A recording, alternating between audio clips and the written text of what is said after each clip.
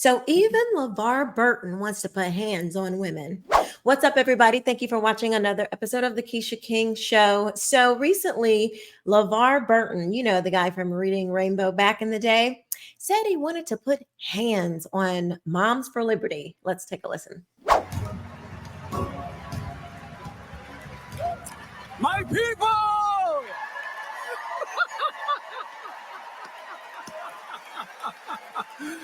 Oh, thank you. Thank you so much for that warm welcome, and welcome everyone to the 74th National Book Awards. Yes. Before we get going, are there any Moms for Liberty in the house? Moms for Liberty?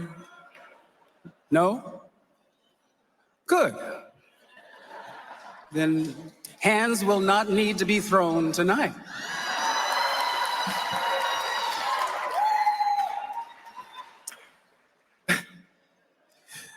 Then hands will not need to be thrown tonight.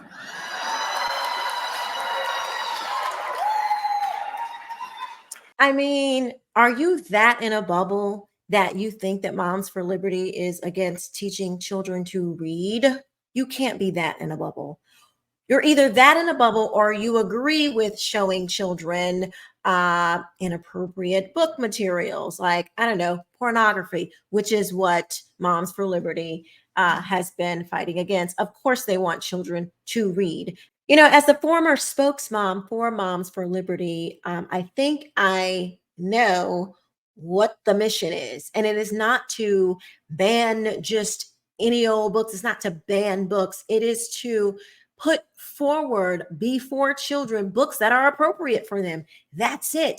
Unless you are of the mindset that you would want to, I don't know, put Hustler or Playboy. If we just gonna let you don't even go to a regular magazine. So you don't even go to the grocery store. They have some regular magazines that have a cover over the magazine because why? It is inappropriate for certain ages. There are adult stores that kids cannot go into because they have content, materials, books, and items that are not appropriate for every person. You can go to if we're going to say that putting books in front of children of every type, of every kind, is somehow okay, and that kids should not certain books and materials should not be in front of kids, then you are essentially saying that you're okay with putting Hustler, Playboy, whatever else, God only knows whatever else they have these days. Why can't they should have put those books in the schools too. If there is no line, if there is no boundary that kids should have when it comes to reading materials, why not put the Hustler in the schools? Why not put that magazine in the schools? Because by y'all's idea, that would be considered a book ban too. It's not banning the book in society. It's saying it shouldn't be in the school to little kids. I don't even understand why this is even still a topic. Like, y'all are sick. Y'all are some sick people, including you, Levar Burton. Apparently you want kids to have access and you want these inappropriate materials to be put before the kids, and you want to put your hands on women and mothers who say that that's a problem. Ugh. Well, can't be my child.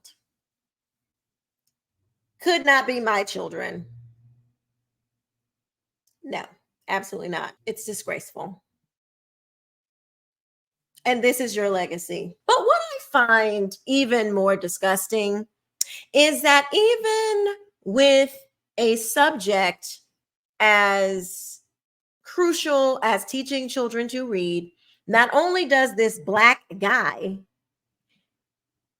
apparently think it's okay to show children inappropriate materials, he also hit the first thought is for him to be violent towards women, Black men, and violence. His first thought is to throw hands against a group of moms. That's your first thought because you think that these women don't want children to learn how to read. It seems very fitting with this insecure, delicate Black men that we see these days. I have long been sort of not discussing these types of things of what I've been seeing, with particularly Black men on Cutting Through the Culture. I've, which is our show that airs on Sundays at 7:30. I've been the one to kind of be sort of in the middle, but lately I've been, the violence that is coming from Black men is just unignorable.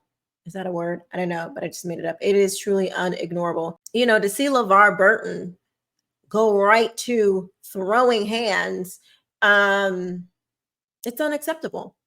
It is unacceptable. Why? You're not even like, that's not, it's weird that would be your first response. I don't like, what you say politically, so let me put hands on you. What? Not conversation, not dialogue, not really understanding what Moms for Liberty is about, because clearly you don't, but you want to go straight to violence. I don't know. I think most of us who pay attention, 2020 was like one of the most violent times in America. By and large, by Black men towards Black people, towards their victims, Black men and women. And women in particular, which is what I want to talk about, that has not been really discussed. Because like I said on our show on Sunday, Cutting Through the Culture, when we hear Black on Black crime, we typically think Black men doing crime against other Black men. But Black women are being murdered at astronomical rates by Black men. And so when I heard him say this, I'm like, this is crazy. This is bizarre. Like, you're the reading rainbow guy, and you hear something that you don't like, that you don't even really know anything about, and the first thing you go to is putting hands on somebody. What is wrong with you? What is wrong with you? It's insane. It is truly insane. And, I would hope that he apologizes. I would hope that he would not want for moms, women for violence to go towards them because he doesn't like their political stance. But this has been true from the left. We have certainly seen that, with Antifa, with BLM, that's what they do. They don't like something you say, they want to throw hands. That's what they do. And so, and none of the politicians, nobody wants to address the fact that the left, the Democrats, that's their first, that's where they go. Their people, that's what they want to do. And what's crazy is, I'll put this video out, and the very women that Black men are unaliving, the Black women will come for me and say that I'm being, doing too much. And they will be the ones calling for the police to not be in their neighborhoods. They'll be the one to have to duck and dodge bullets. They'll be the one having to deal with the terrorism in their own neighborhoods because someone is actually speaking up about this. And listen, I am not, there are other women that have been speaking up about this. I'm not trying to say like I am, the first to speak up about the violence by Black men towards Black women. I certainly am not. But just looking back over my own life and seeing unwarranted violence that has been even towards myself, you know, there's something wrong. And the thing that we know is wrong is the family. We have been talking about this on the right for decades about families not being together, and the lack of families in Black America being basically the number one reason that you can predict of a young man, particularly a young Black man who will go on to commit violence of some sort. And so, for LeVar Burton to be a proponent of education, he himself is married, which I was very surprised, but he's married. I believe he has children, and to know how important it is for families to be together, he's advocating for violence because he doesn't like what Moms for Liberty says, which is, hey, we want kids to read. We just don't want them to read, I don't know, Hustler in school, you know?